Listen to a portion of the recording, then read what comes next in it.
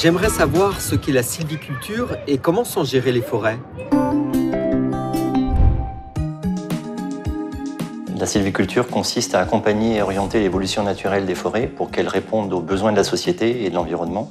C'est une activité qui s'étend sur un cycle long lié à la production d'arbres. Pour un chêne, par exemple, cela peut aller de 180 à 220 ans. En France, 3/4 des forêts sont privées et le quart restant est public. Quel qu'il soit, le propriétaire d'une forêt en a les bénéfices, mais aussi les charges et la responsabilité. La réglementation impose à tout propriétaire, au-delà d'une certaine surface, de s'inscrire dans une gestion durable de sa forêt pour assurer la pérennité de son patrimoine. Ainsi, toute intervention doit être planifiée et prévue à moyen et long terme et doit être conforme à des pratiques établies régionalement. Ces interventions sont inscrites dans des documents de gestion durable validés par l'administration. Rien n'est fait au hasard. En France, on a plus de 3 siècles de gestion forestière.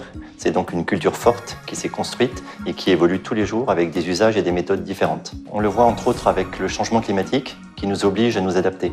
Il faut toujours garder en tête que dans une forêt bien gérée, récolter un arbre et le transformer, c'est bon pour la planète. Pourquoi les graines et les plants sont essentiels pour les forêts de demain ?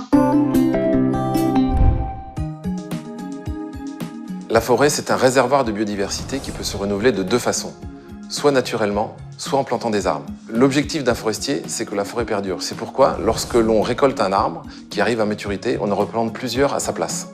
Moi, mon métier de pépiniériste forestier consiste à produire plus de 80 essences d'arbres différents pour qu'elles soient ensuite plantées dans toute la France. Les graines sont récoltées sur des peuplements, c'est-à-dire des parcelles qui ont été repérées par les forestiers pour leur qualité. Ces graines sont ensuite confiées à un pépiniériste qui les travaille pour qu'elles puissent devenir ensuite des plants. C'est un cycle qui dure en général 1 à 2 ans. Il faut entre 3 et 5 ans pour qu'une plantation réussisse, c'est-à-dire que le plant s'adapte à son environnement, aux autres arbres, qu'il résiste au gibier, aux parasites et au climat. C'est pourquoi on plante entre 1500 et 2000 plants par hectare pour qu'à la fin il en reste jusqu'à 10 fois moins. De la graine à l'arbre, c'est un processus extrêmement long qui peut durer plusieurs dizaines d'années. Pour le chêne, par exemple, il faut 80 ans.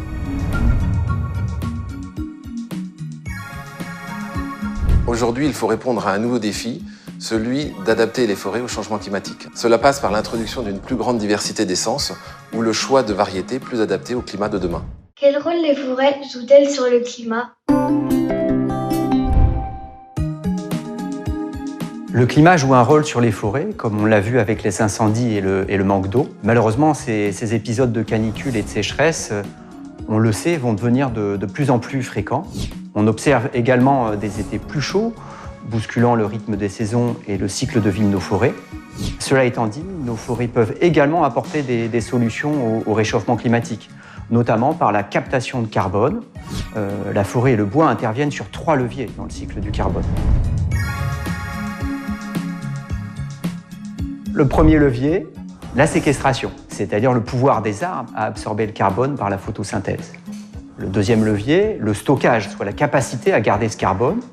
Le CO2 reste stocké dans les produits en bois durant toute leur vie. À titre d'exemple, la charpente de la cathédrale de Notre-Dame de Paris a stocké du carbone pendant 800 ans. Et le troisième levier, la substitution. Le bois se substitue à de nombreux matériaux plus énergivores et à des combustibles non renouvelables, ce qui réduit d'autant les émissions de gaz à effet de serre. Mais au-delà du cycle du carbone, elles ont aussi des effets sur les températures, les précipitations, les forces des vents. En effet, les arbres libèrent de l'humidité dans l'atmosphère et font l'effet d'une climatisation naturelle.